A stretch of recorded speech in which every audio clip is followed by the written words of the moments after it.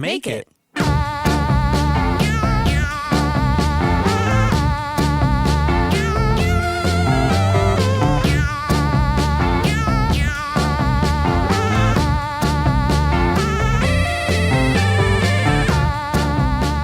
Okay, we're back for another episode. We've had a pretty busy week doing all kinds of things. Outside the house, inside the house. Yeah, it's good to mix it up with creative things, non-creative things like leaf blowers, raking. Maybe, one could argue you could make that into some type of, leaf sculpture. Creativity. I'll use a leaf blower and you can make the sculpture next time. I'd love to see that. Well, we haven't done the jumping in leaves thing. That wasn't really something I did as a kid. Did you guys jump in piles of leaves? We didn't really turn tasks like that into fun. Oh. It was like, get it done. Work. Pile the wood. Maybe rake the leaves. Maybe that was the case with us too. Yeah. Wood was a big day. That was a big family affair, getting the wood in. You usually got hot chocolate at the end, though. That was fun. That's a good reward. But we did get to do lots of playful things as well. We saw opening night of The Wizard of Oz at Neptune, which was incredible. It was awesome, Saturday, did we do that? Saturday, Yeah. The acting was great. They have a real dog playing Toto. Yeah. Like, come on. The only comments I've read, and they're not, I won't even call them negative. They're more funny to me, but they're like, the dog was so good. He was the only actor I could watch during the show. But the lead actress who played Dorothy, she was like amazing. When she started to sing, I'm usually not a fan of musicals.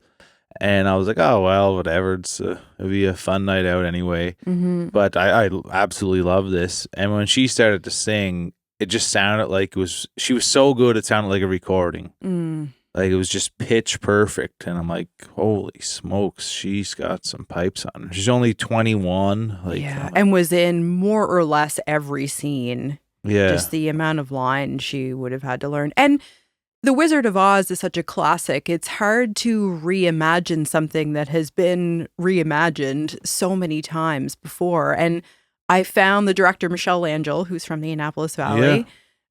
She had such an interesting take where she was able to capture all of the primary storylines and themes of The Wizard of Oz, but she integrated newness into it that I had never seen done before. The Oompa Loompas, for example, they had these puppets that they I think made. Oompa Loompas are Charlie. Oh, they are Charlie's Chocolate Factory. Yeah. What are the Munchkins? The Munchkins. Thank you. Yeah. The Munchkins. She had these puppets done where they sort of were a mirror image of the actor that was holding them, and just little special touches throughout. And we knew some of the behind the scenes crew, Aaron Collier and Mackenzie Cornfield, and just a powerhouse that put this show together. So that was super fun. Yeah. That was so cool to see. And they're just to see that in our little city here, just a world-class production is really awesome to get to be able to experience.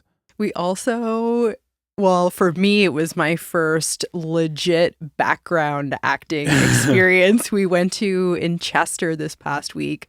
I had a ball. Like, I would do this for full-time work, I think, if it weren't minimum wage. Yeah. But We put in a 12-hour day. Like, it was a long day. And we were cut before some of the other actors. Call time, 6:24. Oh, man. You came down to the bedroom. You're like, I just got the call sheet. Do you still want to go? And I'm like, well, yeah. We said we'd be there. And I'm so glad that we did. Yeah. It was a freezing cold day. But aside from that, it was just joyful. Every minute of it I loved. And it's for a show. We're allowed to talk about that, right? Even though it's not out, it would be public knowledge. Okay. You're Killing Me? Is that the name of it? Yeah. And it stars Brooke Shields. Yeah. And we're like, I wonder if we're going to see Brooke Shields. We did. So we are getting instructed on a particular scene where the gentleman who tells the background actors what to do is standing there and he's like, okay, you guys are going to do this, this, this. And he starts pointing and we're listening off the bat and nodding. You and I had got selected for this particular scene that he was instructing you and I, not a group of people. So we're there and just paying attention, and all of a sudden we look to our right and Brooke Shields is coming down the stairs, and there's no other way but her going right in front of us. And I'm like, we're elbowing each other like, Brooke Shields is going to come close to us. And Brooke Shields is definitely probably top 5 most beautiful humans who ever lived on planet Earth, like easily. And still that beautiful. Yeah. She looks incredible. So yeah, we're standing there and Brooke Shields getting closer and closer, and this guy's still talking, and just both of us zone out completely. Didn't hear a word he said. Brooke gets closer and closer, and she comes right up in front of us. And I'm like, what do we do? Brooke Shields is in front of us. And I look at you, and you're just like, ah. Like you had the identical expression on your face, by the way. But then she turned and looked directly at us, and you're not supposed to interact with the stars or anyone who's actually in the film. And I'm like, I don't know what to do. I'm like, I feel like I'm not worthy to look Brooke Shields in the eye, so I just kind of like turn away, and I look at you, and you're just...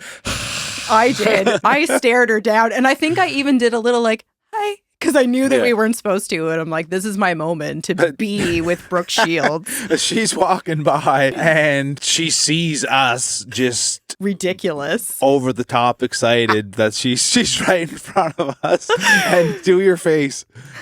Yeah, that's you. So I look back up and Brooke Shields is smiling at us. Brooke Shields, one of the most beautiful humans who've ever lived, is smiling at us. And then she just keeps on walking by. Then we just zone back in. Oh, yeah, this guy's still talking. We look at each other, and he's like, so you guys good to go? Like, oh, yeah, we're good.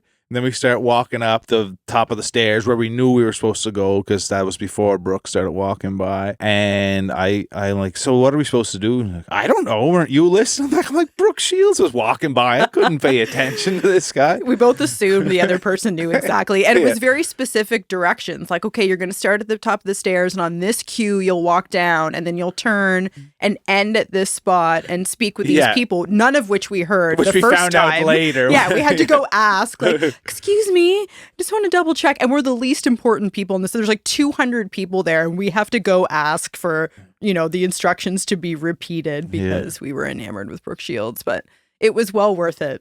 I feel like our error will be one that, I don't mind making. The thing is, when they're filming background stuff, they don't just say action and everything's going right off the top. Like, they do like 3 rehearsals. Yeah. And then I don't even know the name of the guy who's dealing with us, but he just deals with background actors, like the actual director. Like, he doesn't even look in our direction. Like, that's just the way it works on set. He's working with the actual actors, and there's a guy who's in charge of the background actors, whatever that role is. Someone in film tells, and he's the one telling us what to do, and he's just kind of making sure he's listening to the director and not getting in the way of things. So, yeah, by the time it was the cameras were rolling, we were fine. Yeah, we delivered. We just had a minute of starstruck. And you have a scene where you'll probably actually be shown in it. Like, a lot of times you'll see a shoulder or an arm, but you got asked to carry a pie. Yeah, they come over and he says to me, oh, you've done background work before? And I'm like, yeah, haven't. Well, like, I had something ridiculous. When we arrived there extra early, and I didn't even know who this guy was. I thought he was another extra. Yeah. And I was just telling stories about old background work I did. Okay. And how I chopped an axe through a floor. And when I was in a show that discovered the bodies in John Wayne Gacy's basement. And so he assumed I was telling all these funny background stories. So he's like, oh, they're old pros. Yeah. Well, so I said I was an old pro, more or less. You couldn't hear anything he was saying. He comes over and he's like, can you handle a pie? And you look at me, I'm like, oh yeah, she can handle a pie. She's actually an award-winning pie baker. Well, I mean, I'm hard of hearing and it was loud in there. And I find people with accents are especially harder for me to hear. And so, yes, thankfully, and it was just funny that this was the thing I got. And you're basically like, can she? She's an award-winning pie maker, so that matters for me carrying this pie in the scene. But I think I probably will get in that shot. Well, that one was the opening. The start of that scene, it's like starts on you carrying the pie and then cuts to the scene that's actually happening. So in scenes the like actual scene. the relevant stuff of the storyline. Mm-hmm. But you are the focal point for a second, and then it pans over.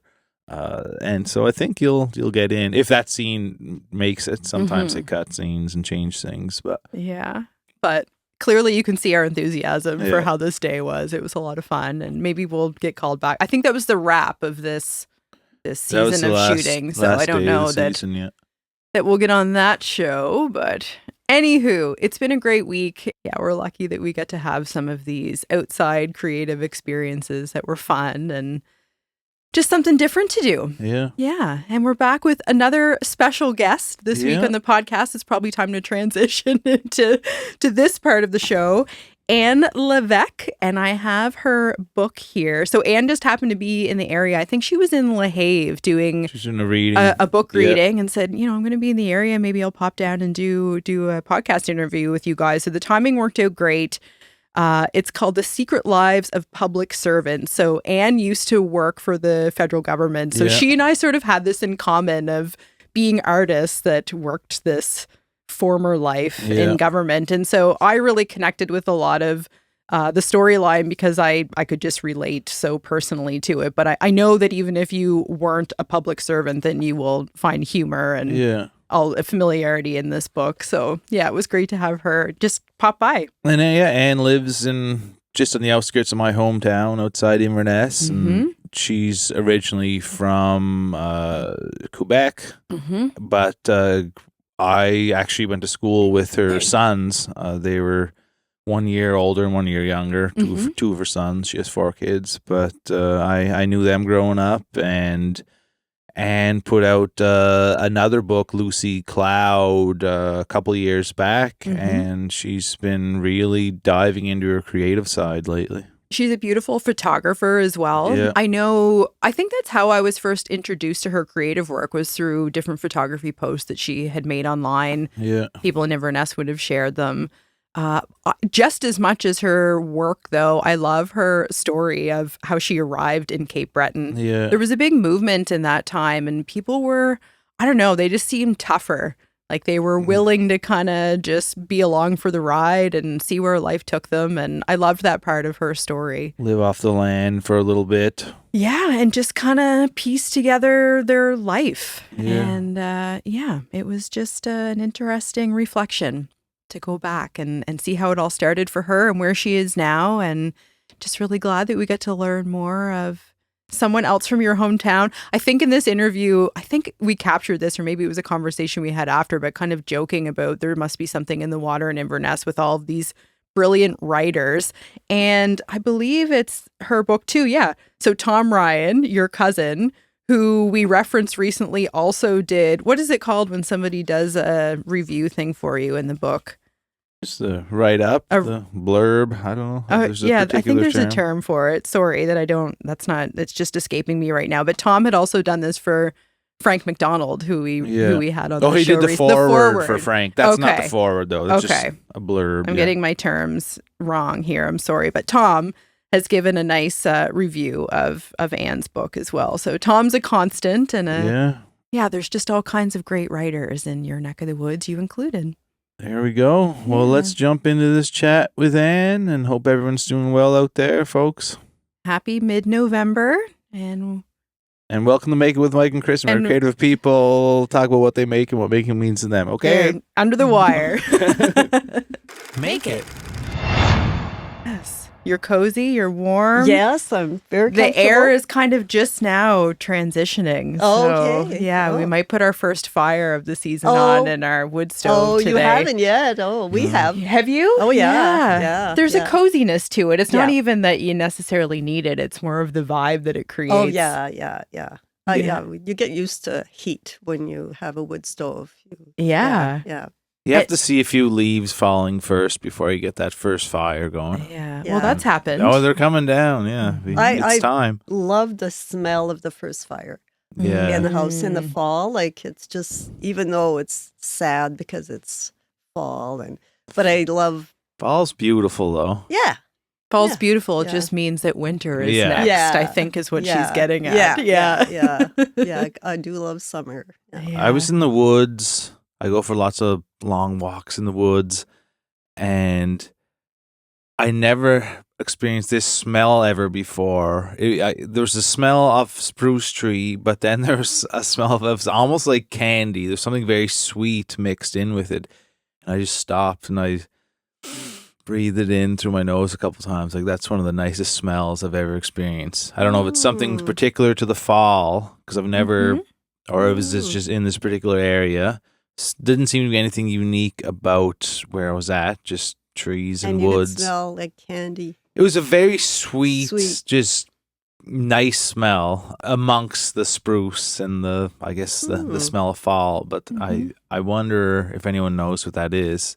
And we had another friend recently who was saying, the woods smell like cotton candy right now. So I'm assuming he was smelling the same thing in a different spot, like in Nova Scotia. Yeah, but not. it is curious. Is it a species of trees or a certain temperature that creates that, or the changing leaves, perhaps? Yeah, there's something I didn't know. I know you're a woods person. Well, I'm not a big woods person, but I mean, I walk around a lot because we have woods around us. But when I think of a particular smell, I've been chasing it for years. Yeah. I'll get down on my knees and I want to know where it comes from, but it's not candy. It smells like dirty socks. In the woods. Yeah. And a certain time of year, and there's a plant that smells like dirty socks.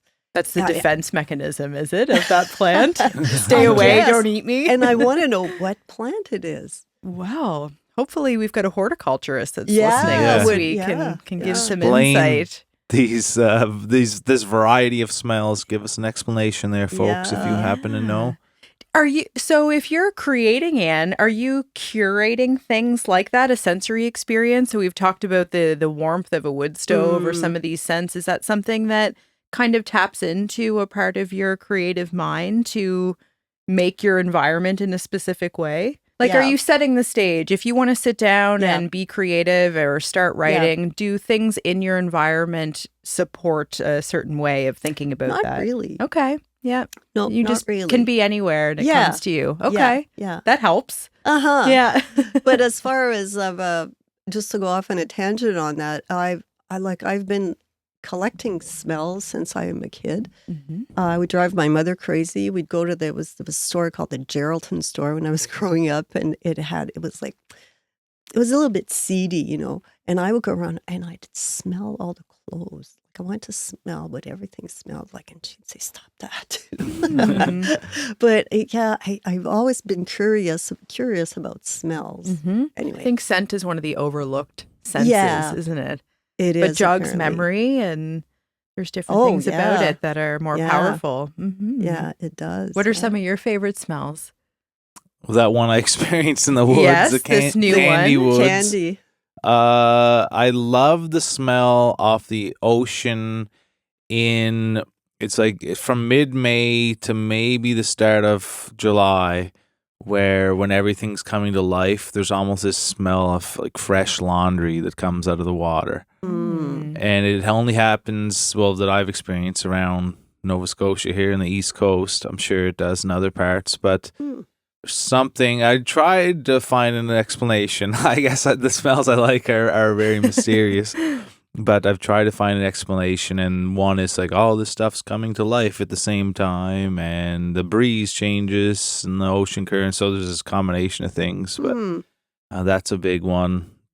What about you? I love clothes on the clothesline. Like, that's a very soothing scent for me. And even in the dryer, like something about fresh laundry. And my father smokes a pipe, and he would smoke cherry pipe tobacco. Okay. And I guess just because it reminds me of him. That I'm not a smoker, but I like that familiar scent that reminds me of my dad, and something woodsy about that tobacco smell too. Yeah. It is very nice. Yeah, the pipe smell. Yeah. Yeah, pipe's a little bit different. Yeah. Well, we were talking, I was asking Mike just, I knew that you were handy in Inverness and that grew up, or that your home was next to where your brother, where Timmy used to have property. But you weren't born in Nova Scotia. So coming from Quebec. And I actually learned a little bit more of your story through a book that was authored by a Dalhousie sociology professor. Oh, yes. Okay. Chris Murphy. Chris Murphy. Yeah. So your name popped up in this book, and I thought, okay, that's familiar to me. And Mike confirmed that, yes, in fact, this was you. But I'd love to hear from your point of view what your coming to Nova Scotia story is like. Okay. And actually, we did come from Quebec. I was born in Quebec, and then we lived in Quebec just after we were married, Paul and I. But we're both from Northern Ontario, so I was brought up in a small town in Northern Ontario. Okay. Yeah. All right. And but we happened to be living in Quebec when we decided to move here because someone had told us Cape Breton. Well, we were looking for land, and that there was land, and it was nice, and the weather was beautiful. What year was this? It was 1982. Okay. Yeah. So we set off in a little yellow pacer. And in the back, we had the wood for Cedric's cradle because I was pregnant.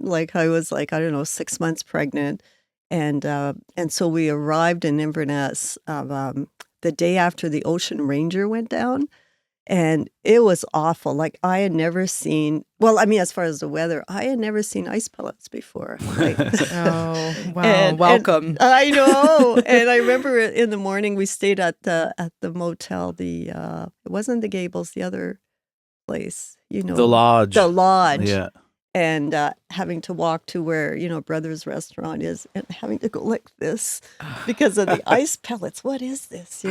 Anyway, that was our first day there. So did you already have a spot lined up? No. So you moved from Quebec to Inverness, Cape Breton, pregnant, with wood for a cradle, without having a spot, and you just went for it. Well, we had $8,000. Yeah. Yep. So we thought we'll just check it out, and we and it's in the winter too. It's in the winter, I know. And then we spent 10 days in an inn in Middle River. I don't know. You probably wouldn't remember that. It's the Middle River Inn. And it was cold. Oh my God! I remember having to put a toque on to sleep, and then we put an ad in the Orange that we were looking for an apartment, and Anna McKinnon, who lived in the house where we now live, had an apartment upstairs, and she was from Sudbury, and Paul was from Sudbury, and it was she loved Paul, and Paul was handy, and so we stayed in the apartment, and he had some duties around the house, and he's a real handyman, and she just adored Paul and me, and she was like our grandmother, or she was like our mother actually. But anyway, then in the meantime, we found this place on Mount Young, and we built a house there. And where's Mount Young? Mount Young is, you have to go to Black River, and then you turn off there. Mount Young is in between Hayes River, Black River, and out in the middle of Hillsborough. nowhere. Yeah. Yeah. No power there. Yeah. Yeah. We lived there for 4 years, Okay. built this house, and spent way too much time on that house, we now believe. We could have been having fun. Had two more kids. Did you know how to build homes?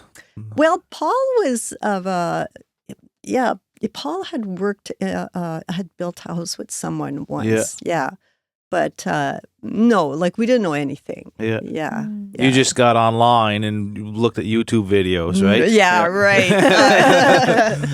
No, we had to get library books in those days. Yeah. And we had to go to, and the library, they only came once a month. The bookmobile. The bookmobile. Yeah. Unreal. Yeah, it was a totally different world back then. Yeah. So we lasted 4 years on Mount Young, and then the house where we now live came up for sale.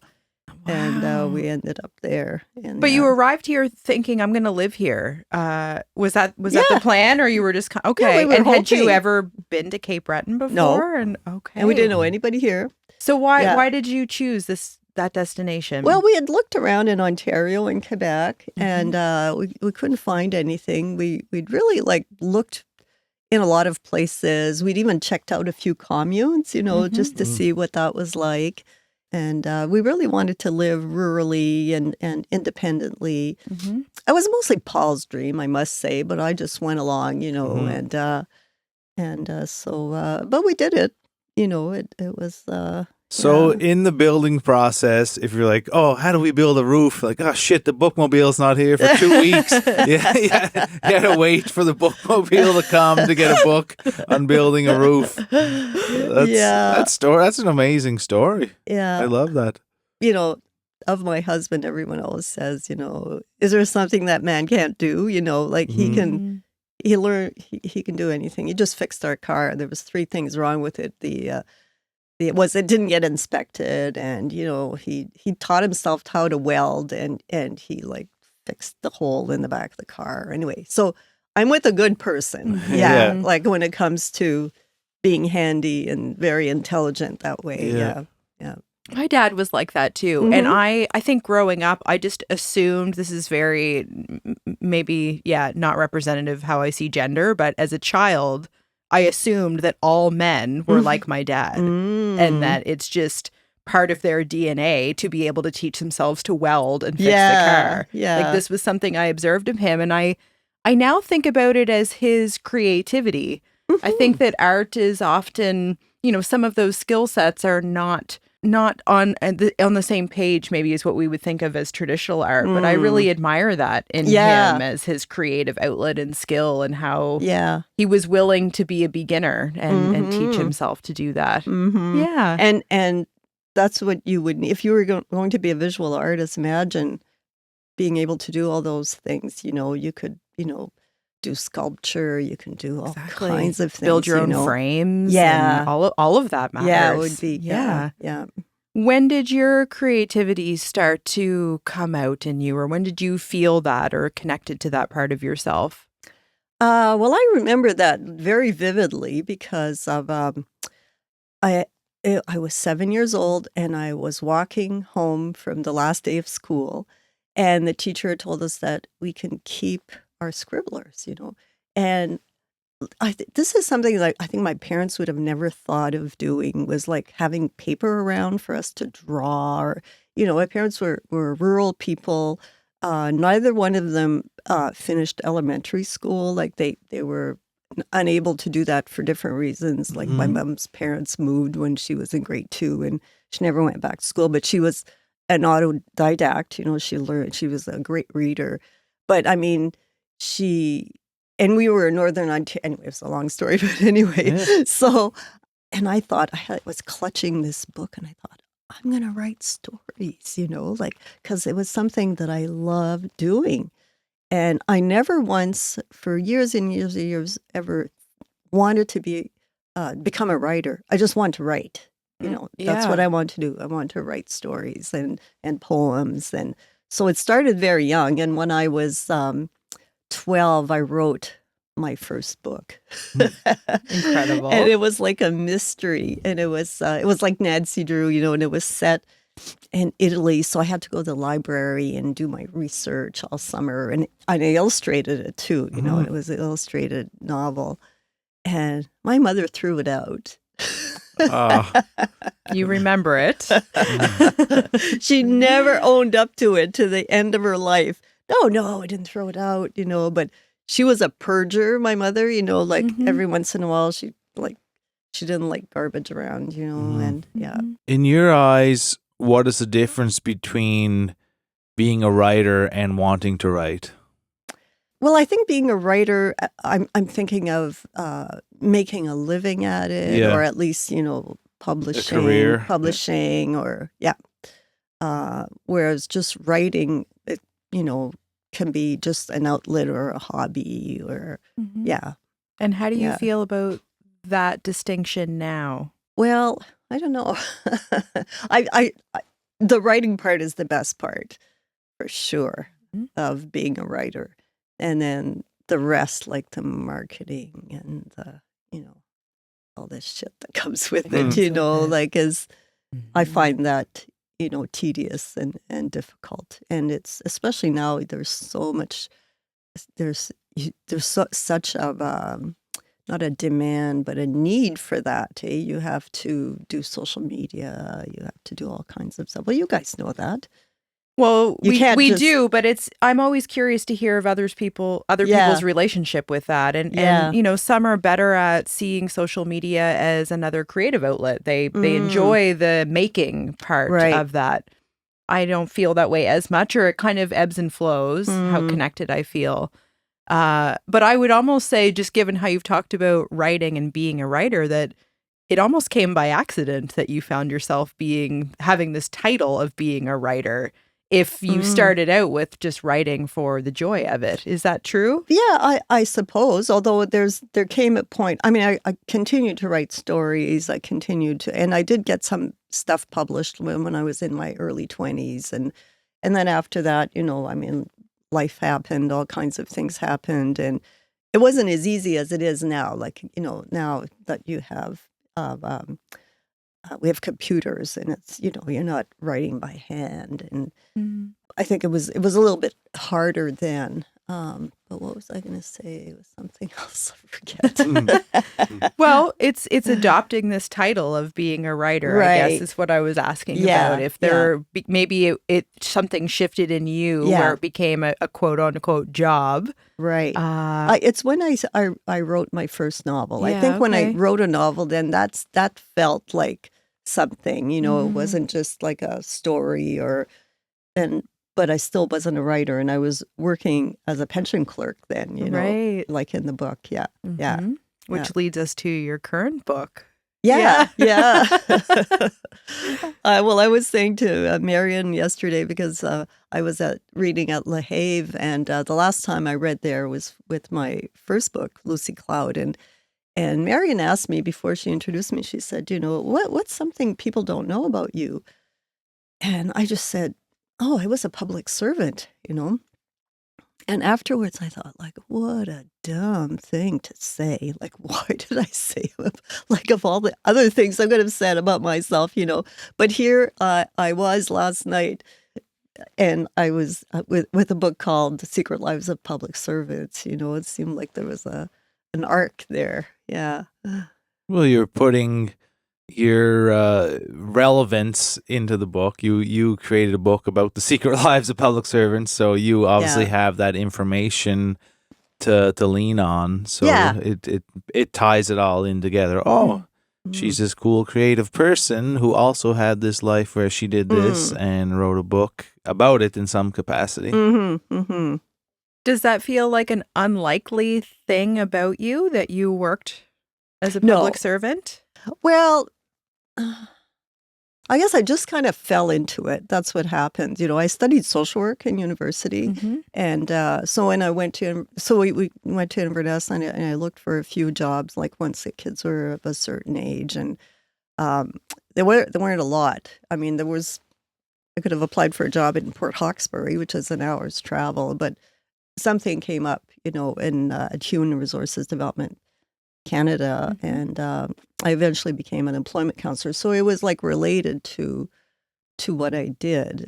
It's the culture for me that was so different. I don't know if that's how you have experience of that. Am I wrong that you were a public servant? Oh, you're right. Yeah. I did a year at the federal level at ACOA, and then I was with the provincial government in 3 different roles.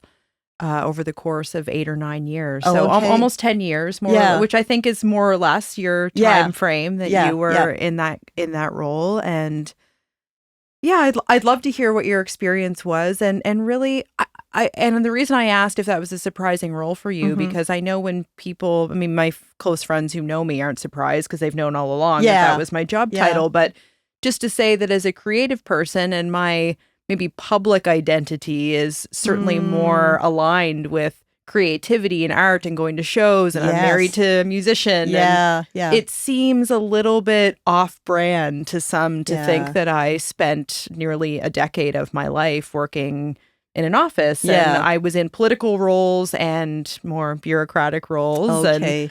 And so I have that perspective of both, but I'd love to hear from you what you liked about that role, or what you did feel connected to, because I think there's an assumption that as artists, oh, you must have hated that. Yeah. But what was your takeaway from that experience? Well, like being an employment counselor was like really interesting because I worked with clients, and I've always been someone who likes to help people. You know, that's why I went into social work. And you have people coming in there, and they had all kinds of needs. Like they need a job, but they also had other issues, and it was like helping them make a plan towards a goal. Towards work or towards training. And so I totally love that. But HRAC was like very political of department. And there was like so much like bullshit, and there was so much stuff I didn't like. And, not necessarily in the office, but the whole department. And so when I went to the superannuation, it was called then, and they deal with the pensions of public servants, and that was more straightforward. But it was, what I found there was like a culture of, it was such a huge office. I'd never worked in a big office like that, and it was very technical, which I'm not very good at. And so some of the work was difficult. Like the Pension Act is actually very, very complex, and we had to. There'd be all kinds of problems that you had to figure out. And anyway, it wasn't really my thing. But the thing that I found that I loved were two things, and it's the same as the heroine of the novel. One of them was the material culture of the place. Like I loved all the things. Like all the office things. Yeah.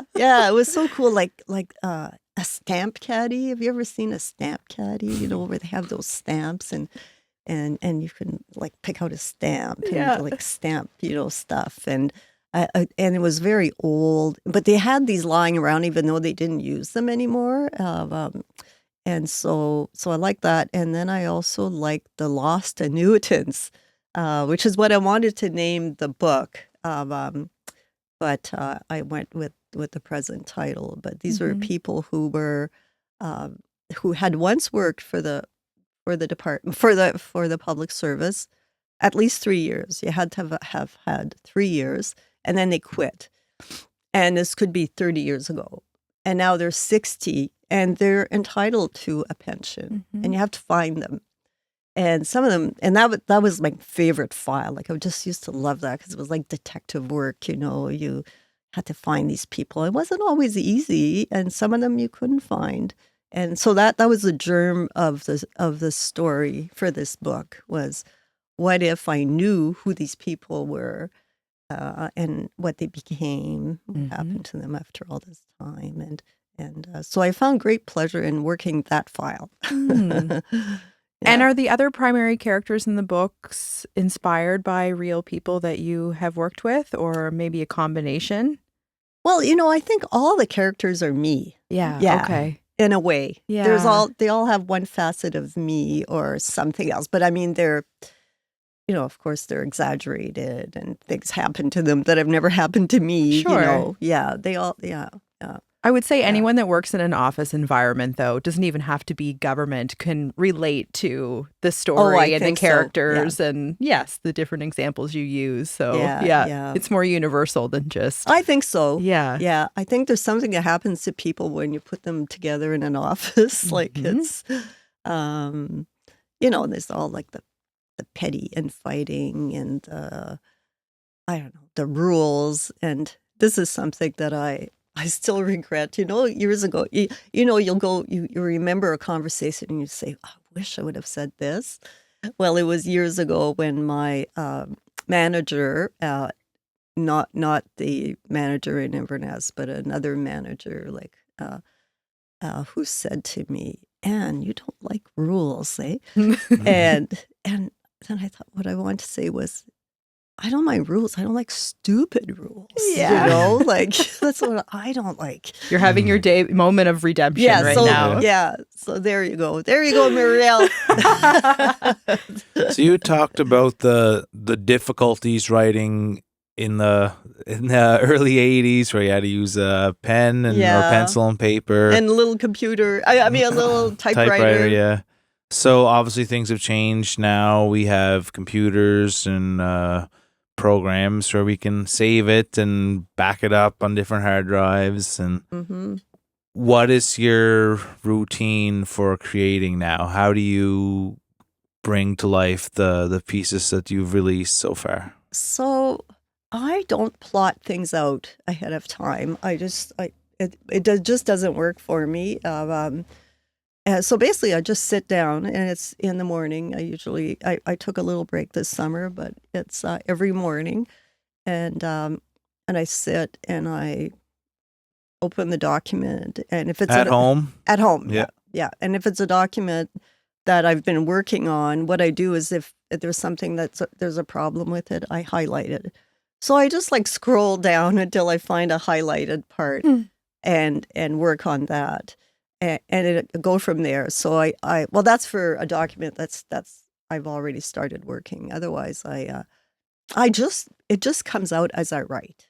Yeah, I know that sounds weird, but that's how it works for me. Well, I read in another interview that you don't experience writer's block. No, is that still the case? I've never had writer's block. My goodness. Yeah. What's your secret, if you even know what it is, or maybe it just you haven't had that. I think problem. I may have ADHD. Okay, this is your superpower. I have a million ideas all the time. Yeah, and so when I've never run out of things to say. What my problem is how to say it and to say it the way I have very high standards for writing, and I know I'm not up there, and it's to work on my writing. That's the hard part. Crafting, wordsmithing, I guess. So I spent a lot of time editing. Yeah. I read an interview with, I can't remember who, years ago, is a creative person, writer, and they said that they don't believe in writer's block, that if you sit down and you're doing something, that is the act of doing it. You are not blocked. Maybe you're writing all shit, like it's not good at all. Yeah. But if you sit down to do the task, then it doesn't exist. And all you have to do to overcome it is to sit there and do the thing. Like you might have a block to writing good stuff, okay. but the act of just doing it is doing it. So when you say sitting down to do it, you mean writing specifically? Yeah, well, I'm using writing as the example, but it could be playing guitar, writing a song, doing a painting. Yeah, like I will say creative blocks. Like I don't think they exist either. No, I think that if you're doing it, and it could be the worst thing that's ever come out, you're still doing it. So you're not, there's nothing holding you back. You are in the act of doing it. So it's out there. And as long as you keep doing that, you're going to get to the good stuff. I think that is the harder thing for the artist to do, because we're looking for this lightning in the bottle moment. Oh, like this is my next book and it's going to write itself and it's flowing through me and there's very little effort required of me. It's much harder to let yourself play and experiment and sit down and make something, shitty, or you think it is. We're looking, the block is that we're hoping it's going to be this profound, life-altering idea that we stumble upon, and if it's not that, then we're blocked. But maybe it is for someone else. Maybe you don't think it is, but maybe someone else could experience it that way. But I think this is the story we tell ourselves. Yes. And is that what happens to you, like when writing songs? Like I feel like I can go through a spell where I write shitty songs. Yeah.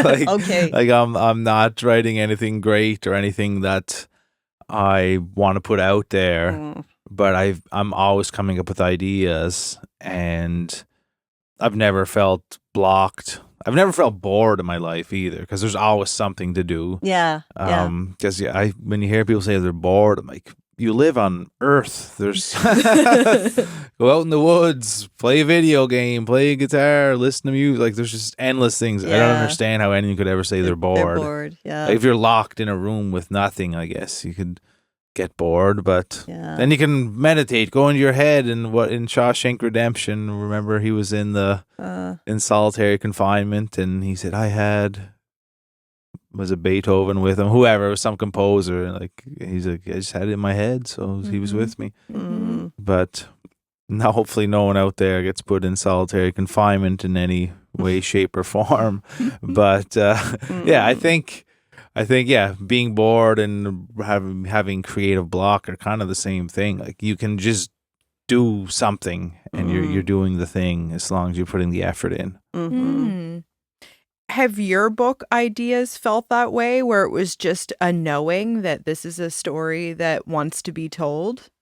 Yeah, there was like an idea that, for the last two books for sure. And I wrote one book before that hasn't been published, but it just felt like with Lucy Cloud, it was my sister. It was based on the idea came from my sister, whose name is Lucy, who lives in Montreal. Whenever she would visit us, it would rain, and so then I thought of a girl named Lucy that this would happen to, and then she became Lucy Cloud as she was in Cape Breton, and it wasn't about my sister at all, but that was the germ of the idea. Something sparked the idea. Yeah. Then in your eyes, this idea is good enough that I can transform this or work with it to create something that can be a piece of my collection that I can put out to the world. I guess it's the same with like probably songs and paintings. Like you get a spark for an idea and maybe it's not good, and like, okay, well obviously I'm not going to put the time and energy in to record this, but when it is something I feel excited about, I really want to capture that and really want to put the time and energy in to bring that to life, to showcase to people. Do you feel the same with painting? I think what's different about painting, and I'm able to speak about this because I've also done writing. I can compare those to making a collection of paintings maybe would be aligned with writing a book. And I say that because making a single painting, at least in my case, is a day. So it's a full day, and there's all of the years and practice that came before that contribute to that day. Exactly. Yeah. But all that to say, a book or writing an album, in my mind, is it's a long term. It's a relationship. There's other people that you're bringing in maybe to edit or weigh in on something, and it ebbs and flows, and you don't always know where things are going to go. So it's similar to that, but on such a smaller scale that it's hard to talk about the emotions of it being the same. You don't maybe have the agony of the editing, or, it's more simplistic. Whereas an art show that you're curating all of the environment around it and making all those small details is more comparable. With a book, it's not just the writing. You're doing the cover art, you're doing the marketing, and like all these other things that we talked about. So the project, I think, just by virtue of it being on such a grander scale, feels different to me. Yeah, I don't know. Painting, especially your style, doing abstract flow work, seems to be very, very in the moment. Like you start it and you're going to finish it in that time frame. Yeah, it's not possible to step away from it. Whereas I would say with writing, sometimes it's beneficial to step away from it. Yeah, you have to, for sure. Do you have someone that is kind of your first reader or a trusted go-to that's like, read this, should I change it? Is it good? Am I done? Or are you allowing yourself to just have that total ownership? Well, I'm very lucky because I belong to a writers group in Inverness County, and we're called the Sheen Writers and Poets Collective. Okay. And there's Frank McDonald is a member. Yeah. And so a few Inverness writers like Verna Fee and they're writers from Judic, from Margarita Judic. And so we meet once a month, and we bring we critique each other's work. Nice. And so every month, like, maybe 3 people will send stuff, and we read it ahead of time, think about it, and then we discuss it as a group. And that's been very, very helpful. Do you get together in person? In person. Yeah. Nice. Yeah, we get together in person. Yeah. Okay. Yeah. And otherwise, really, there hasn't, aside from that, no, I don't have like a trusted reader. Okay. Yeah. And I'm sure you've been asked this before, and maybe you've just answered the question that I'm about to ask, but there is a concentration of talent in writing in Inverness.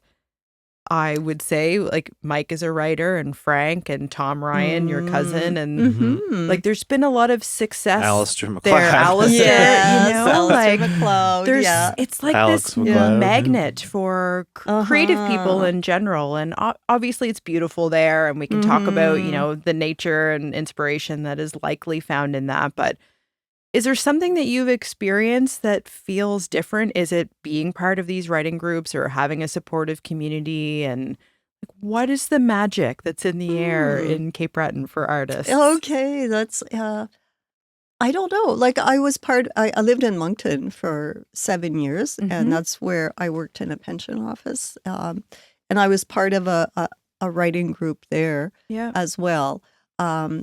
So to me, it didn't feel abnormal that there would be a group of people who are interested in writing, just as there was like in Moncton. Yeah, it just felt normal. Of course, there were going to be weird people who like writing. Yeah.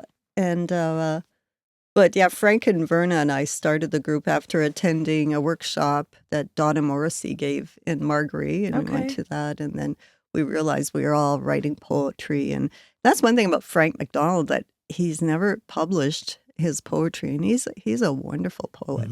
I think that's where, no doubt, that's the next thing they should do after his 20th anniversary book. But yeah, because I also write poetry as well. Yeah. And you're also a photographer. Yeah. Sort of on, yeah.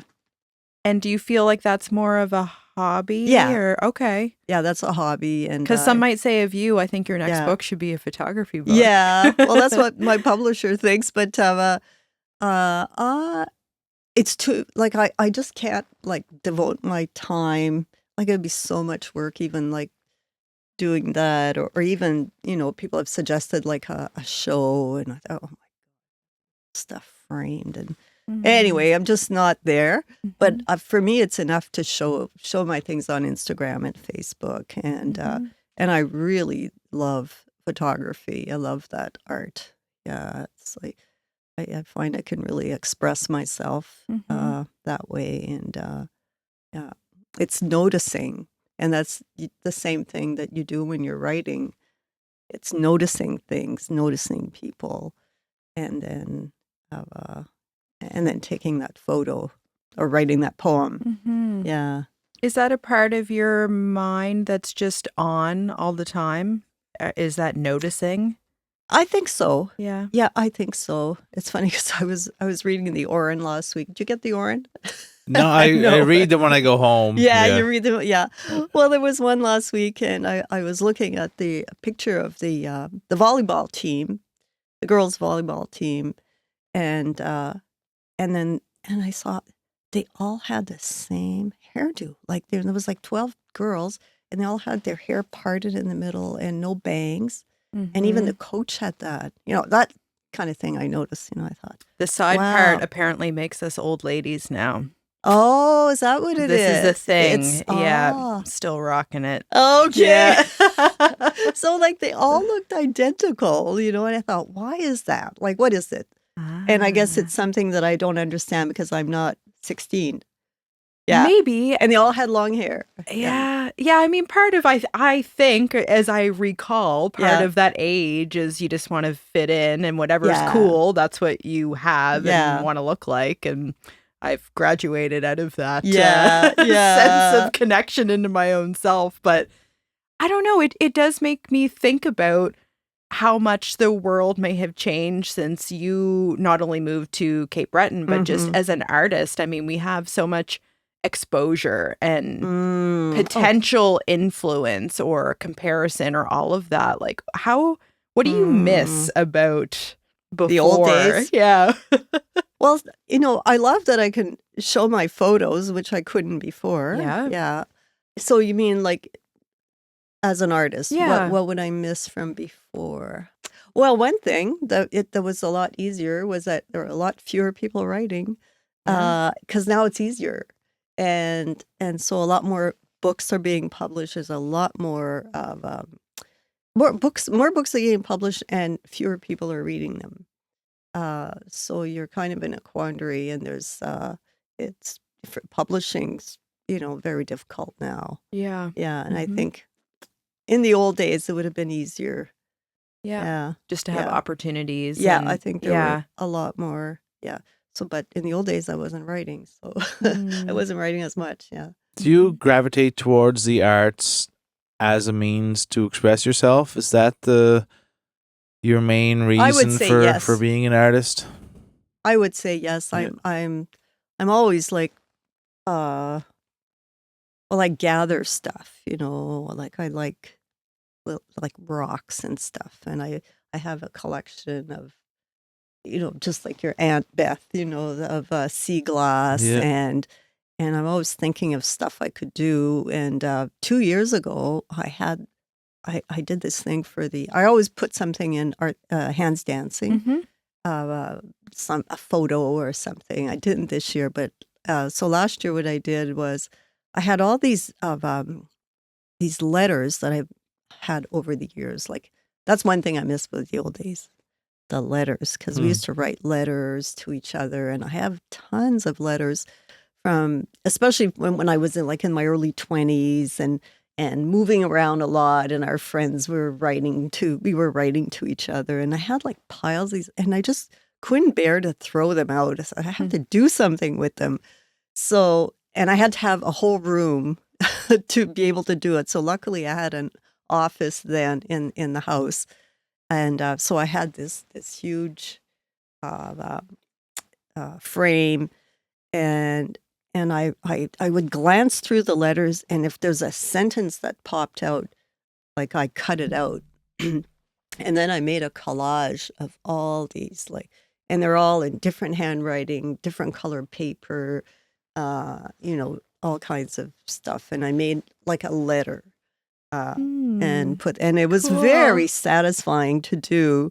And it was very fun, to just glance over it and, remember this person and that person, and the things people used to say, like in letters, young people, we were so, anyway. What is satisfying about that for you? Is it the nostalgia? Is it taking you down memory lane? Yeah, making something with it. Yeah, that's what I thought. I didn't want it to go to waste. I didn't want it. I can't keep these letters.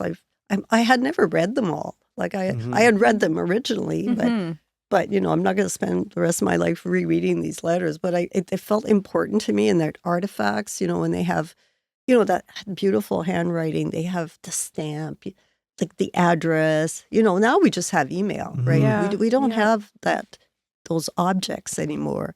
And it felt to me like I had to do something with it. And it's the same impulse that I had for writing this last novel about the office. I felt like all that is going to be gone. A lot of stuff's going to be lost. Things like steno pads. You probably don't know what a steno pad is, eh? I bet you're too young. I do not.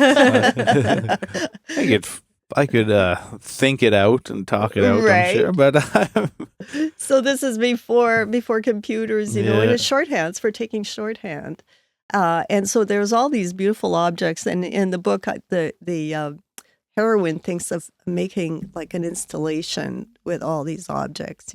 So in the book, what I do is I put them in there so that people can at least imagine them if they don't see them. And to me, it's a part of women's history, especially. It's women's work mostly. It used to be men who were clerks years ago, but now it's mostly women. And it's it's work that's derided in a lot. You know, you're just Mm-hmm. an office clerk. You're just a paper pusher. Were you ever called a paper pusher?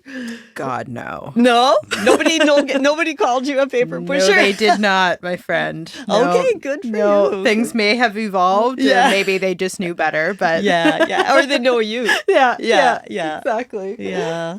So there seems to be part of you just wanting to keep alive something that once was. You're capturing the past, like almost making a time capsule of something that you experienced that may not exist forever. That's perfect. Yeah. Yes, Mm. I think you're right on there. Yeah. Well, and I'm Yeah. curious, like with that in mind, are you thinking at all about your audience or who may be receiving it, or does it feel more for you?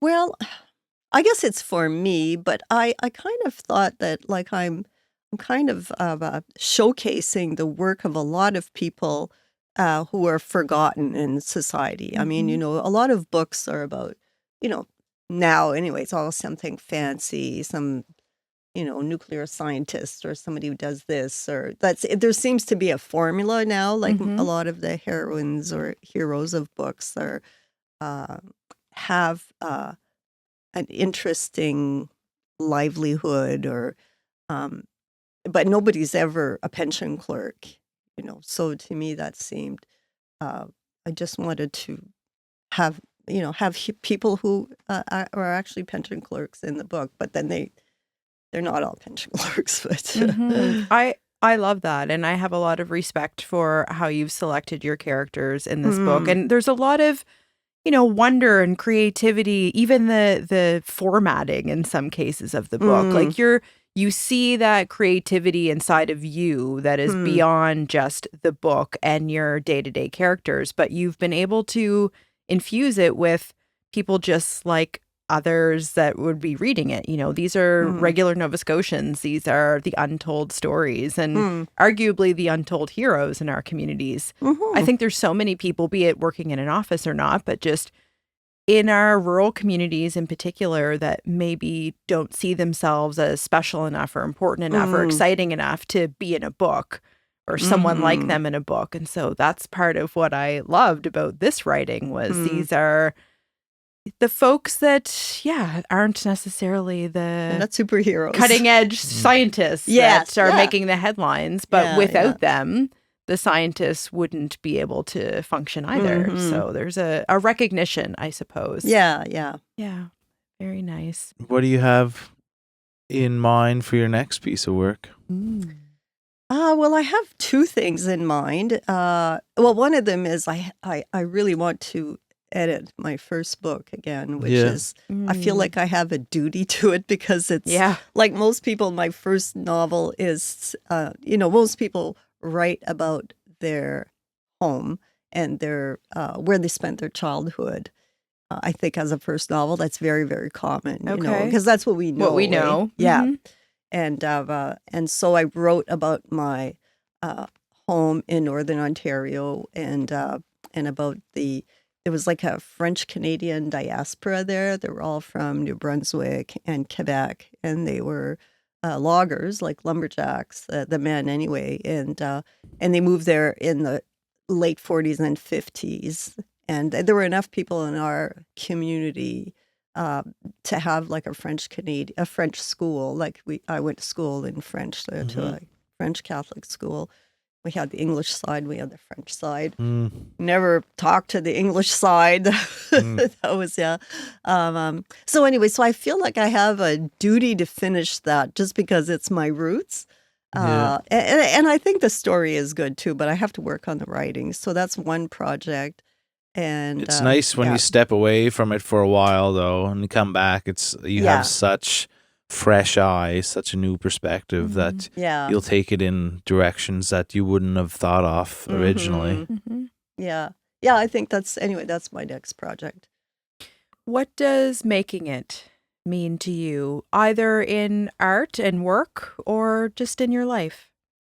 Um, well, I think in both cases it's important for me. I think as far as art, I guess when I think of making it in one way, I feel deficient because I'm just not good with my hands. Like we were talking about your dad who could do, and I think I could have, like, I love conceptual art, and I think I could have gone in that direction if, but I would have ideas that my hands couldn't execute, so that would be, but I love the idea of making art with something that you have, and also at home, we're all makers of, we make stuff, we, um, especially my husband, I guess, but everything's from scratch. Everything's, we do a lot of stuff ourselves. We're do-it-yourselfers. So that's making it for me. And in terms of success, do you feel like you have achieved satisfaction? It's not an easy question. I'm very happy to be published, and I'm very grateful to this last publisher, Galleon Press, out of Moncton, who are they are interested in writing that's a little bit different, that's not conventional, and I'm very grateful that I was published, because this was. To me, this was a labor of love. I also loved working on, like, I had so much fun writing this book, I was just, laughing as I wrote it. There, it's not all funny. There are sad parts too. So I guess I'm very satisfied that it's been published, but I don't feel it's successful or in any way. But anyway, I got it to that part, to there. Yeah. That's fair. Yeah. Yeah. What would success be? What would make Tom you... Ryan. Yeah. That would Tom. be, yeah, and making which I'm not interested in. I'm not interested in putting in the time or the energy in that. I've got other stuff to do. I've got a huge garden.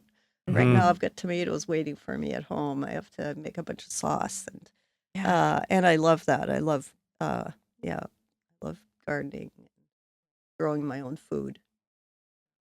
I want to wrap things up by asking both of you a question, because I loved how you talked about, maybe I'm not great at making things with my hands in the way that others are.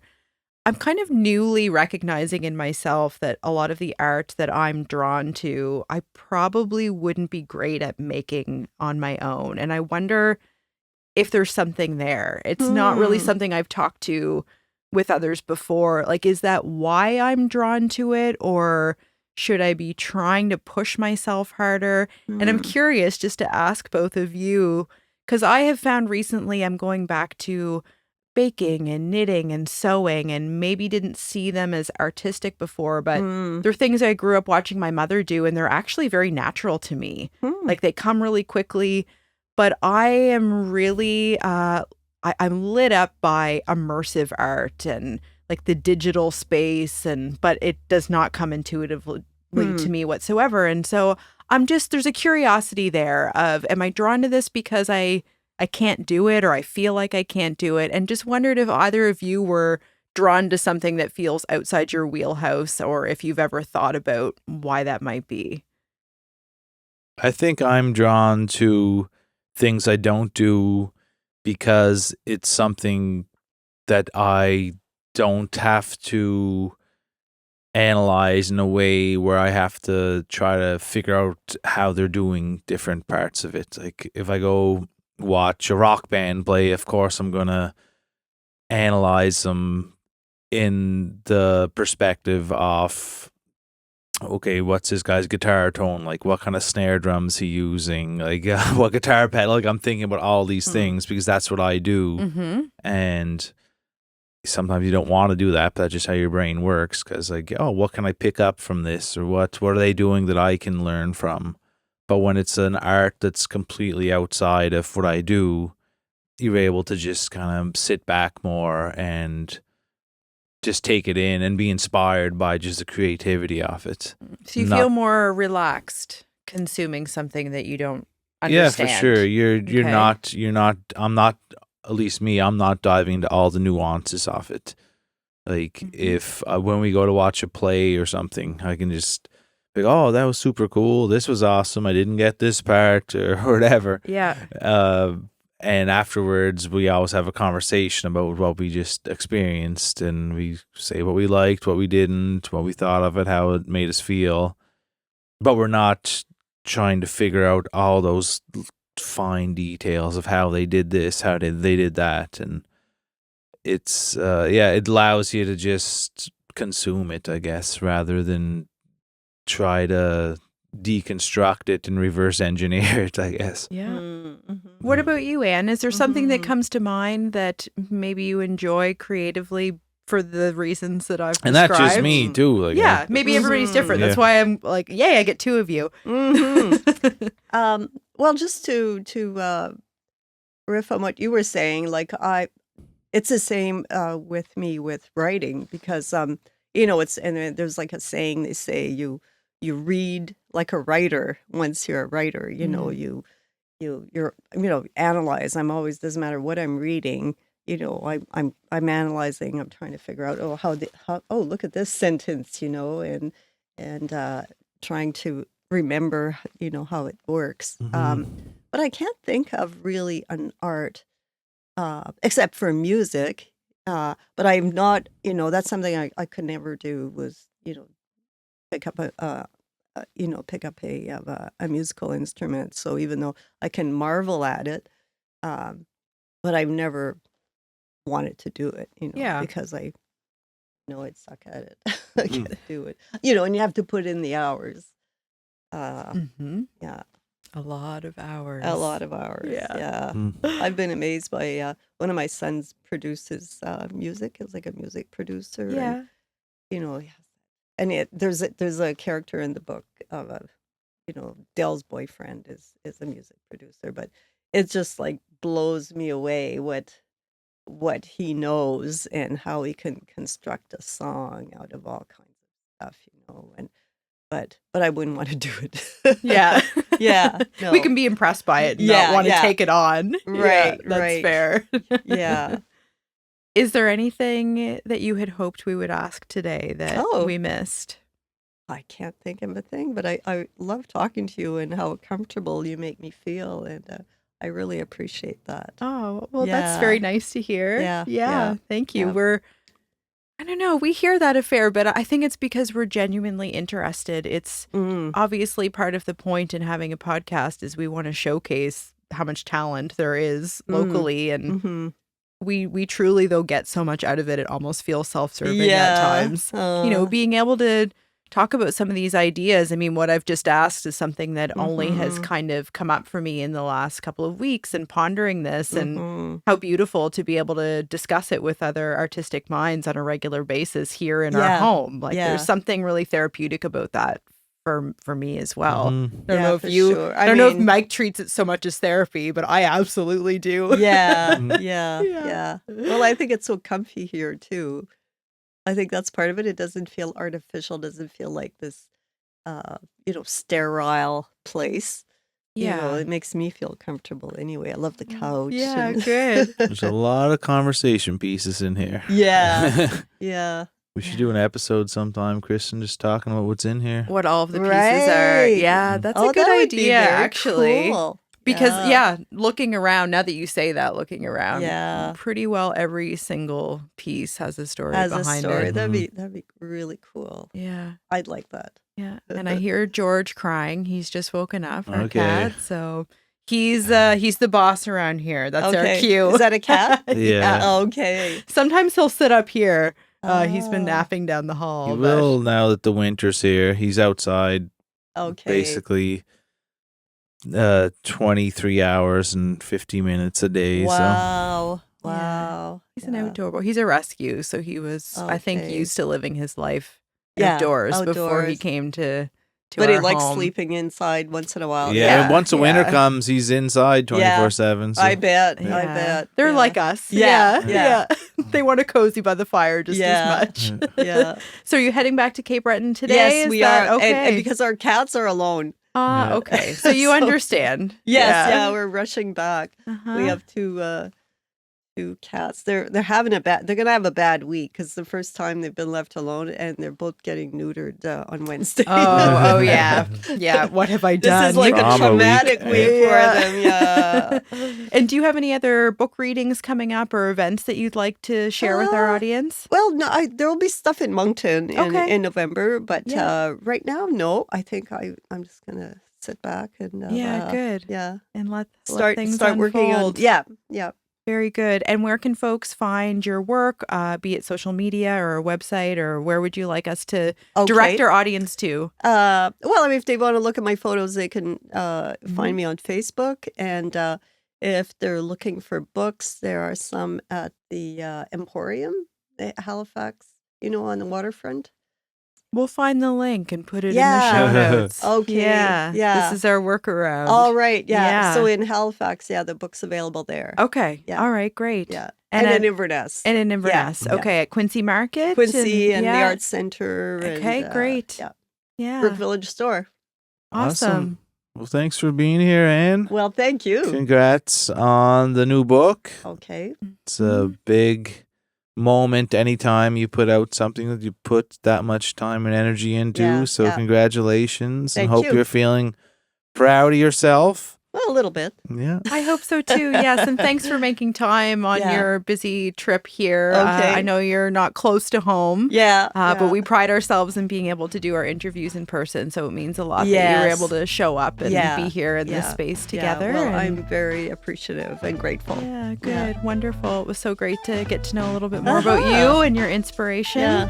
And we'll certainly put all of the links as to how to learn more about you and buy your book. And we've got our copy too. So thank you for that. Oh, you're very welcome. Thanks for tuning in then, folks. Okay. Cheers, everyone.